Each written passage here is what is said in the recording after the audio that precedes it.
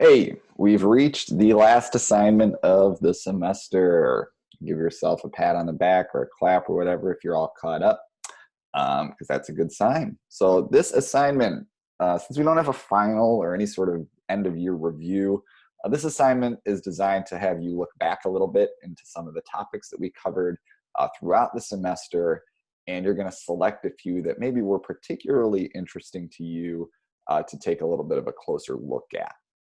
Okay, so what you're going to be doing is an assessment grade. It's your 50-point kind of assessment.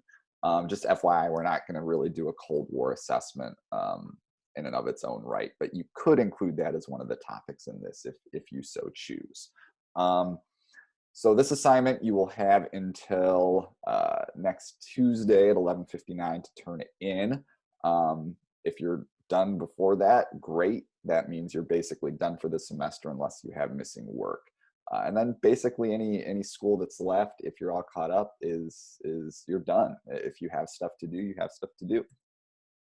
So here's kind of what it's going to look like. Okay, you are going to kind of fill this slideshow out with your own research and information. Okay, so here are the topics. All right, this is important that you pay attention here. Here are some of the main topics that we covered throughout the semester. This stuff here is stuff from the first 9 weeks that we were actually together in class. And then over here, we have the stuff that we've done our best to cover during remote learning. You need to choose 2 from this section and then 2 from this section, okay? There is an option here where you can do one of your choice, anything from world history between 1500 and today. Again, I'd like you to focus on broader world history. If it only has to do with the United States, try to hold off on that because, again, you're going to take American history next year. Okay, but maybe you want to, I don't know, research about Gandhi or something because we didn't really cover that much in class. That's fine. But, most of you will probably stick to some of the topics that are here because you already know that information, but I don't want to stop you from researching. Okay, so each topic has certain requirements. You have to do 4 total, and you can narrow it down a little bit. For example, I know, the Cold War is a huge topic, for example. Fighting of World War I is a huge topic. You can kind of subtopic within that. For example, the Cold War, you could focus on the Berlin Wall or the space race, or the French Revolution. You could focus on Napoleon or whatever. You can be more specific because these are fairly broad categories. Okay, so here's what you need for each topic. Basic information, those are kind of your who, when, what, where, when, why, and how, which is kind of wrapped up into your summary. Your analysis is important of how it changed the world, and you need a primary source and somewhere that people could actually visit today that commemorates this. So, if you do World War II, you could have a link to a battle site in Belgium or something like that where a battle was fought. Then you need a primary source for each slide as well. You need to include that on the slide somewhere, or you can make a new slide to add that in there. It could be a photo, letter, newspaper, speech, political cartoon, something from the time period is what I'm looking for. Okay, I give you an example about Pearl Harbor. This would be something that would get close to full points here. And you can see, because it's a speech, the primary source is down here.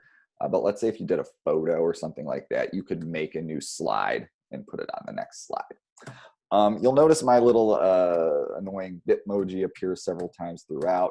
It'd be kind of fun if you want to make your own, or if you already have one, and put it in your slides as you go to these different spots. That's just a cool little touch you can do. Here's the add-on for Google Chrome. If you want to figure out how to put your own Bitmoji in your slides. Again, not required, but it would be kind of fun and make it more personal when I look through these and grade these to see your smiling face in there.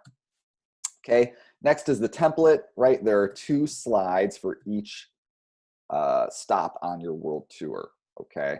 So make sure you do both slides for each stop. And again, if your primary source is a photo or some sort of larger image and it doesn't fit nicely on the template, you can drop in an additional slide and add it. That's up to you. Okay, so there are 4 required stops. They all have the same template. And the final one is optional. You can do a 5th stop and a 6th stop if you would like to. Certainly, I would factor in some extra credit. Maybe you're missing some assignments from earlier on. I will give you up to 10 additional points for both of the stops, 10 points each if you decide to do that. Okay, so I hope this assignment makes sense. It's designed to have you explore something you've been interested in and want to look into a little bit more depth on. It should be relatively straightforward because it's review topics. You don't have to get this out of nothing. I have slideshows still posted to Classroom, and hopefully you remember a few things. But again, since we don't have a final exam, I thought this would be a way for you to kind of take a look back at what we've covered this year and pick some things out that were of interest to you. So ask questions via comment or email as you work through this. And again, this will be due next Tuesday at 11:59, and it is your final assignment of the year. Hope everything is going well, and we are on the home stretch.